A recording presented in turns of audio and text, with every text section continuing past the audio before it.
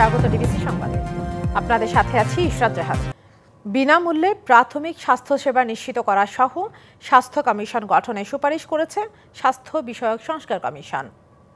সকালে রাষ্ট্রীয় অতিথি ভবন যমুনায় অন্তর্বর্তী সরকারের প্রধান উপদেষ্টার কাছে যে প্রতিবেদন জমা দেওয়া হয় সেখানে প্রাথমিক স্বাস্থ্যসেবাকে মৌলিক অধিকার হিসেবে সংবিধানে অন্তর্ভুক্ত করার সুপারিশ করা হয়েছে।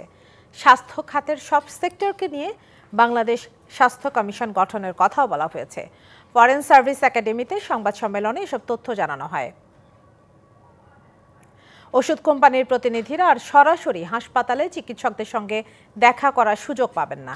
ইমেইলের মাধ্যমে তাদের ওষুধের কথা জানাতে হবে। প্রতিবেদনে এমন প্রস্তাব রাখা হয়েছে। কমিশনের সদস্যরা জানান, স্বাস্থ্য খাতের সংস্কার বাস্তবায়নে 2 বছরের মতো সময় লাগবে। তো কেয়ার দিতে হয়, তাহলে পরে এটা একটা আলাদা হেলথ অথরিটির আন্ডারে আসতে হবে।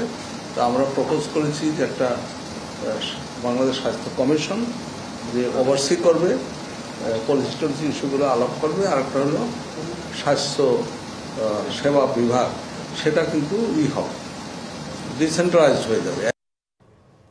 বাংলাদেশে জুলাই গণহত্যার বিচার হওয়া উচিত বলে মনে করে ইউরোপীয় ইউনিয়ন, তবে তা হতে হবে সঠিক প্রক্রিয়া মেনে। জাতীয় প্রেস ক্লাবে ডিক্যাপ টকে কথা বলেন বাংলাদেশে নিযুক্ত ইউরোপীয় ইউনিয়নের রাষ্ট্রদূত মাইকেল মিলার। তিনি জানান, ইউরোপীয় ইউনিয়ন অন্তর্বর্তী সরকারের সংস্কার সমর্থন করে।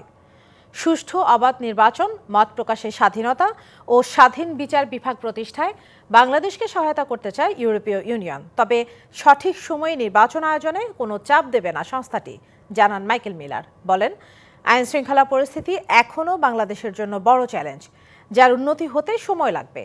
সংস্কার কমিশন প্রসঙ্গে বলেন, নারী কমিশনের প্রতিবেদন ভালো। ইইউ নারীর এগিয়ে যাওয়া সমর্থন করে, কিন্তু তা বাংলাদেশের বাস্তবতা মেনে করা দরকার।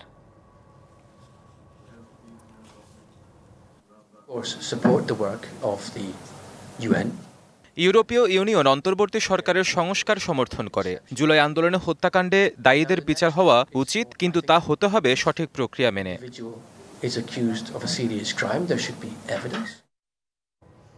অবাধ, সুষ্ঠু, নিরপেক্ষ ও সুন্দর নির্বাচন করতে কমিশন প্রতিজ্ঞাবদ্ধ। এবার আর দিনের ভোট রাতে হওয়ার কোনো সুযোগ নেই, এমন মন্তব্য করেছেন প্রধান নির্বাচন কমিশনার AM নাসির উদ্দিন। সকালে ময়মনসিংহ অঞ্চলের নির্বাচন কর্মকর্তাদের সঙ্গে মতবিনিময় সভায় তিনি এসব কথা বলেন। ভোটার তালিকা হালনাগাদ ও ত্রয়োদশ জাতীয় সংসদ নির্বাচন উপলক্ষে মঙ্গলবার সকালে ময়মনসিংহ অঞ্চলের নির্বাচন কর্মকর্তাদের সঙ্গে মতবিনিময় সভার আয়োজন করা হয়। সভায় প্রধান নির্বাচন কমিশনার বলেন, কোনো রাজনৈতিক বিতর্কে জড়াবে না কমিশন। অবাধ, সুষ্ঠু, নিরপেক্ষ নির্বাচন করতে কমিশন প্রতিজ্ঞাবদ্ধ। আমরা সম্পূর্ণ একটা নিরপেক্ষ, বিশ্বাসযোগ্য, গ্রহণযোগ্য নির্বাচন অনুষ্ঠানের জন্য আমরা প্রতিজ্ঞাবদ্ধ। যেখানে রাজনৈতিকভাবে বিতর্ক চলে সেখানে আমরা জড়িত হতে চাই না। আমরা অত্যন্ত সযত্নে রাজনীতি পরিহার করে এগিয়ে যাওয়ার চেষ্টা করছি। এবার আর দিনের ভোট রাতে হওয়ার কোনো সুযোগ নেই। কোনো ধরনের প্রভাব কিংবা চাপের কাছে মাথা নত করবে না কমিশন। দিনের ভোট রাতে হওয়ার আর সুযোগ নাই। 5 জনের কমিশন, 5 জন একমত না হলে আমরা কোনো সিদ্ধান্ত নেই না। এখানে কোনো ধরনের কোনো প্রভাব, কোনো ধরনের কোনো চাপের কাছে আমরা মাথা নোয়াবো না ইনশাআল্লাহ। ঢাকা দক্ষিণ সিটির মেয়র ইশরাক হোসেনকে শপথ করানোর দায়িত্ব স্থানীয় সরকার মন্ত্রণালয়ের। এই বিষয়ে কমিশনের কিছু করার নেই বলেও জানান তিনি। একদম নিরপেক্ষভাবে কাজ করব। সভায় সকল অতিরিক্ত আঞ্চলিক, জেলা ও উপজেলা নির্বাচন কর্মকর্তারা অংশ নেন। DBC news desk. সবকিছু ঠিকঠাক থাকলে আগামীকাল সকালে দেশে ফিরবেন বিএনপি চেয়ারপারসন বেগম খালেদা জিয়া। ঢাকায় তাকে বরণ করতে মুখিয়ে বিএনপি নেতাকর্মীরা। প্রস্তুত গুলশানের বাসভবন ফিরোজা। তবে সবাইকে শৃঙ্খলা মেনে অভ্যর্থনা জানাতে বলেছে দল। এদিকে বেগম খালেদা জিয়াকে বিদায় জানাতে প্রস্তুত যুক্তরাজ্য বিএনপির নেতাকর্মীরা। বাংলাদেশ সময় আজ রাত 9টা 10 কাতার আমিরের দেয়া বিশেষ এয়ার অ্যাম্বুলেন্সে ঢাকার উদ্দেশ্যে রওনা দেবেন সাবেক এই প্রধানমন্ত্রী। লন্ডনে প্রায় 4 মাস চিকিৎসা শেষে মঙ্গলবার সকালে দেশে ফিরছেন বেগম খালেদা জিয়া। আর তাই গুলশানে বিএনপি চেয়ারপারসনের বাসভবন ফিরোজায় এই প্রস্তুতি। পরিষ্কার পরিচ্ছন্নতার পাশাপাশি রবিবার আসেন বিদ্যুৎ বিভাগের কর্মকর্তারা। বাসভবনের সামনের রাস্তার বিদ্যুতের ট্রান্সমিটার সহ লাইনে কাজ করতে দেখা গেছে এদিন। একই সঙ্গে অক্সিজেন সহ মেডিকেল সরঞ্জাম নেওয়া হয় বাসায়। এরই মধ্যে চেয়ারপারসনকে শুভেচ্ছা ও বরণ করা নিয়ে নেতাকর্মীদের প্রতি বেশ কিছু নির্দেশনা দিয়েছে বিএনপি। বিশেষ করে ঢাকা মহানগর উত্তর দক্ষিণ বিএনপি, ছাত্রদল, যুবদল, স্বেচ্ছাসেবক দল, কৃষক দল, শ্রমিক দল, মুক্তিযোদ্ধা দল সহ পেশাজীবী সংগঠন বিমানবন্দর থেকে গুলশান পর্যন্ত কোথায় কিভাবে অভ্যর্থনা জানাবেন তা জানানো হয়েছে। মহানগর উত্তর বিএনপি থাকবে বিমানবন্দর থেকে লা মেরিডিয়ান হোটেল পর্যন্ত, ছাত্রদল থাকবে লা মেরিডিয়ান হোটেল থেকে খিলক্ষেত পর্যন্ত, যুবদল খিলক্ষেত থেকে হোটেল রেডিসন, মহানগর দক্ষিণ বিএনপি হোটেল রেডিসন থেকে আর্মি স্টেডিয়াম। বিএনপি নেতারা বলছেন, গণতন্ত্রের প্রতীক বেগম খালেদা জিয়ার প্রতি দেশের মানুষের একটা আবেগ আছে। তার ফেরার দিন সুশৃঙ্খল পরিবেশ বজায় রাখার আহ্বান জানিয়েছেন তারা। আবেগের বিষয় অনেকটা ওনার জন্য ভালোবাসা এবং প্রচুর উনি যেখানেই যান সবসময় ওনার জনসমাগমের জন্য তো ওনাকে জেলে যেতে হয়েছে, নির্বাচন বানচাল করার জন্য তাকে জেলে পাঠাতে হয়েছে। তো এটা তো ম্যাডামের প্রতি মানুষের ভালোবাসা। সুতরাং বিএনপির নেতাকর্মীদের বলা হয়েছে যাতে বিষয়টা সুশৃঙ্খলভাবে যাতে করা যেতে পারে, জন্য সবাই চেষ্টা করা দরকার এখানে। এদিকে বিএনপি চেয়ারপারসনের দেশে ফেরা ঘিরে রাস্তায় অতিরিক্ত নিরাপত্তা ব্যবস্থা নেওয়ার কথা জানিয়েছে পুলিশ। বাংলাদেশ জাতীয়তাবাদী দলের সম্মানিত চেয়ারপারসন, সেই হিসাবে তার নিরাপত্তার বিষয়টি তো অবশ্যই আমাদের কাছে গুরুত্বপূর্ণ। সুতরাং এইসব দিক বিবেচনা করে, জনসমাগম এবং সার্বিক দিক বিবেচনা করে আমরা আমাদের প্রয়োজনীয় নিরাপত্তা পরিকল্পনা গ্রহণ করব। বিএনপি চেয়ারপারসন বিমানবন্দর থেকে বের হওয়ার পর নেতাকর্মীরা জাতীয় ও দলীয় পতাকা হাতে রাস্তার পাশে দাঁড়াবেন। তবে খালেদা জিয়ার গাড়ির সঙ্গে কোনো মোটরসাইকেল ও হাঁটা সম্পূর্ণ নিষেধ করা হয়েছে দলের পক্ষ থেকে। Anwar Hossain, DBC news, Dhaka. বাণিজ্য মন্ত্রণালয়ের আমদানি নীতির কারণে কৃষক ক্ষতিগ্রস্ত হচ্ছেন, এমন মন্তব্য করেছেন মৎস্য ও প্রাণী সম্পদ উপদেষ্টা। সকালে রাজধানীর সোনারগাঁ হোটেলে আয়োজিত সেমিনারে তিনি এমন মন্তব্য করেন।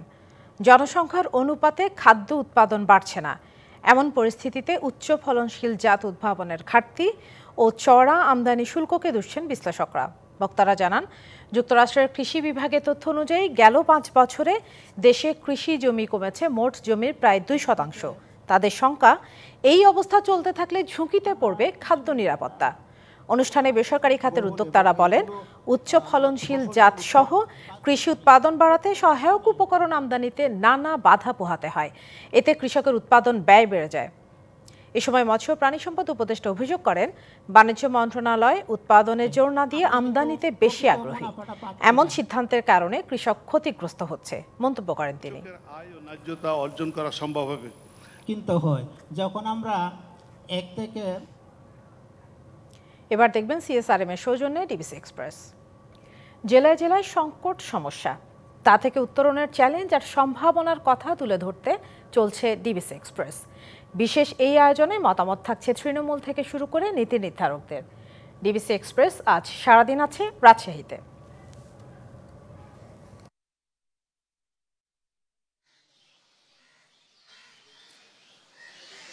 শিক্ষার নগরী রাজশাহী, সাথে আমের রাজ্য।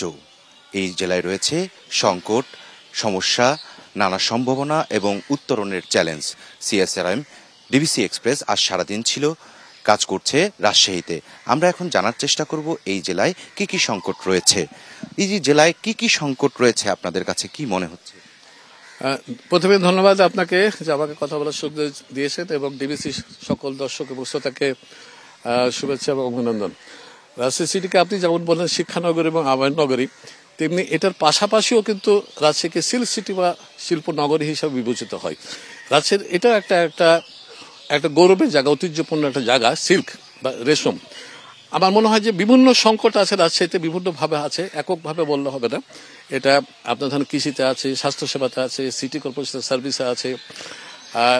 আমরা যদি দেখি যে দৃশ্যমান উন্নয়ন হয়েছে, কিন্তু আমি যদি সিল্ক নিয়ে বলি, শিল্পনগরী নিয়ে বলি, তাহলে আমি বলবো যে এটা একটা ঐতিহ্যের ব্যাপার। প্রত্যেকটা মধ্যবিত্ত, নিম্ন মধ্যবিত্ত বা একটা বড় লোকের ঘরে প্রত্যেকটা নারীর একটা স্বপ্ন যে একটা সিল্ক শাড়ি থাকবে। কিন্তু দুর্ভাগ্যজনক হলো আমাদের এই ঐতিহ্যটা আস্তে আস্তে হারিয়ে যেতে বসছে আর কি। ধন্যবাদ আপনাকে। আমরা আরেকটু যাবো হচ্ছে আর এখানে কি সমস্যা রয়েছে সেটিও জানার চেষ্টা করব। এখানে যে সুধীজনেরা আছেন, কি কি আর কি কি সমস্যা রয়েছে এখানে? ধন্যবাদ। রাজশাহীর একটা বড় অঞ্চল হচ্ছে বরেন্দ্র অঞ্চল বলি আমরা, যেটা কৃষি নির্ভর। এই বরেন্দ্র অঞ্চলের মূল উৎপাদনের ব্যাপারটা হচ্ছে কৃষি। সেখানে খরা একটা বড় সমস্যা। জলবায়ু পরিবর্তনের কারণে যে খরা এবং নিচ থেকে পানি উঠে আনার ফলে জমির যে উর্বরতা, এই বিষয়টা যেটা অন্তত ফসল কম দিচ্ছে এবং এতে কৃষক এবং বিশেষ করে আদিবাসী সমাজ ক্ষতিগ্রস্ত হচ্ছে। ধন্যবাদ আপনাকে। এখানে যারা আরো সুধী সমাজ রয়েছেন তাদের সঙ্গে আমরা আরেকটু কথা বলার চেষ্টা করব, আরো কি কি সমস্যা রয়েছে। ধন্যবাদ। আমরা যেখানে এই অনুষ্ঠানটি করছি তার পাশেই গঙ্গা নদী প্রবাহিত। আজকে দেখতে পাচ্ছেন গঙ্গা আজকে ছিন্নপ্রায়। আগামী 26 সালে কিন্তু গঙ্গা চুক্তি শেষ হয়ে যাচ্ছে যদি এটা নবায়ন না করা যায়। রাজশাহী একে তো মরুময়তার এখানে এবং জলকষ্ট আছে, এই গঙ্গা নদী যদি শুকিয়ে যায় তাহলে কিন্তু জলকষ্ট আরও বাড়বে। রাজশাহী সিটি কর্পোরেশন একটা উদ্যোগ নিয়েছে ওয়াসা থেকে যে এখানে মানুষের পানীয় জলের ব্যবস্থা করবে গঙ্গা কেন্দ্রিক, কিন্তু গঙ্গায় যদি জল না আসে তাহলে সেই। ধন্যবাদ আপনাকে। তো আমরা আরেকটু কথা বলার চেষ্টা করব, মৎস্য নিয়ে কি সম্ভাবনা রয়েছে। ধন্যবাদ। আপনারা জানেন রাজশাহী এখন পরিচিত এই মাছ সাপ্লাইয়ের নগরী, বিশেষ করে জীবন্ত বড় আকারের রুই জাতীয় মাছ রাজশাহী থেকে শতাধিক ট্রাক প্রতিদিন রাজশাহী শহর বাদ দিয়ে অন্যান্য এলাকায় সাপ্লাই দেওয়া হয়। তো এই যে মাছ শিল্পটাকে এগিয়ে নিয়েছে, এই শিল্পের জন্য প্রধান সমস্যা হচ্ছে যে খরাপ্রবণ এলাকা, এটা পানি থাকে না। এবং ধন্যবাদ আপনাকে। তো এতক্ষণ শুনছিলেন যে ডিবিসি এক্সপ্রেসের যে রাজশাহীতে যে সমস্যাগুলো রয়েছে সেই সমস্যাগুলো জানার চেষ্টা করছিলাম। তারা এখানে নানামুখী সমস্যা রয়েছে, সেই সমস্যাগুলো উত্তরণের পথ খুঁজছেন এই জনপদের মানুষ। তো ডিবিসি এক্সপ্রেস পরবর্তী সংবাদ বিকেল 5টায় যুক্ত হবে অন্য এলাকা থেকে। ততক্ষণ পর্যন্ত সাথেই থাকুন। কানাডা প্রবাসী ফুটবলার সমিত সোমের বাংলাদেশি পাসপোর্ট প্রস্তুত। জাতীয় দলের হয়ে খেলাতে ফিফার কাছে অনুমতি চেয়ে 2-1 দিনের মধ্যে আবেদন করবে বাফুফে। বিষয়টি নিশ্চিত করেছেন বাফুফে সহসভাপতি ফাহাদ করিম। গেল শুক্রবার কানাডার টরন্টোতে বাংলাদেশ কনসুলেটে সশরীরে হাজির হয় বাংলাদেশি পাসপোর্টের জন্য বায়োমেট্রিক দেন সমিত সোম। অনলাইনে তার আবেদন আগেই জমা দেওয়া হয়। লাল সবুজের জার্সিতে খেলতে কদিন আগে কানাডিয়ান সকার অ্যাসোসিয়েশনের অনুমতিপত্র পান সমিত। এখন অপেক্ষা ফিফার প্লেয়ার স্ট্যাটাস কমিটি আর সমিতের কানাডিয়ান ক্লাবের অনুমতি, তবেই বাংলাদেশের হয়ে খেলতে পারবেন এই প্রবাসী ফুটবলার। আগামী 13 ও 14 মে প্যারাগুয়েতে ফিফার কংগ্রেসে অংশ নেবেন বাফুফে সভাপতি তাবিত আউয়াল। আর ওই কংগ্রেসের বিষয়টি নিয়ে সংশ্লিষ্টদের সাথে আলাপ করার কথা রয়েছে তার। তবে সবকিছুই নির্ভর করছে ফিফার প্লেয়ার স্ট্যাটাস কমিটির সিদ্ধান্তের ওপর। সবকিছু ঠিক থাকলে 10ই জুন এশিয়ান কাপের বাছাই ম্যাচে সিঙ্গাপুরের বিপক্ষে হামজা জামালদের সতীর্থ হবেন সমিত সোম। এবার আরো কিছু সংবাদ এক নজরে। মাদারীপুরের আড়িয়াল খাঁ নদে গোসল করতে নেমে নিখোঁজের 2 দিন পর মাদ্রাসা ছাত্রের মরদেহ উদ্ধার করা হয়েছে। ভোরে নীলক্ষী ইউনিয়ন কলাতলা বেড়ি বাঁধ এলাকায় আড়িয়াল খাঁ নদ থেকে মরদেহটি উদ্ধার করা হয়। গেল শনিবার দুপুরে ফুফাতো বোনকে নিয়ে গোসল করতে যান জান্নাতুল।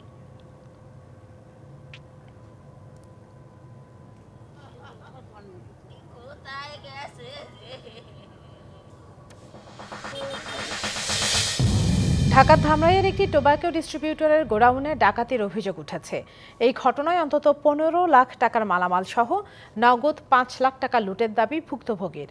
রাত 2টার দিকে ধামরাইয়ের শরীফবাগ বাজারে আবুল খায়ের টোবাকোর এক ডিস্ট্রিবিউটরের গোডাউনে এই ঘটনা ঘটে।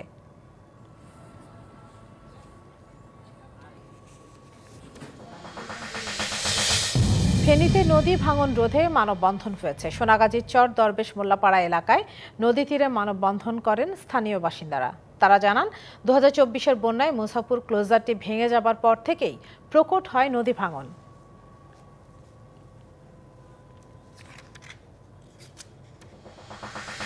ডিবিসি সংবাদে এই ছিল এখনকার মতো। ডিবিসি নিউজের সংবাদগুলো পড়তে ভিজিট করুন dbcnews.tv আর ভিজিট করুন ডিবিসি ফেসবুক পেজ এবং ইউটিউব চ্যানেল। ডিবিসির সঙ্গে থাকুন।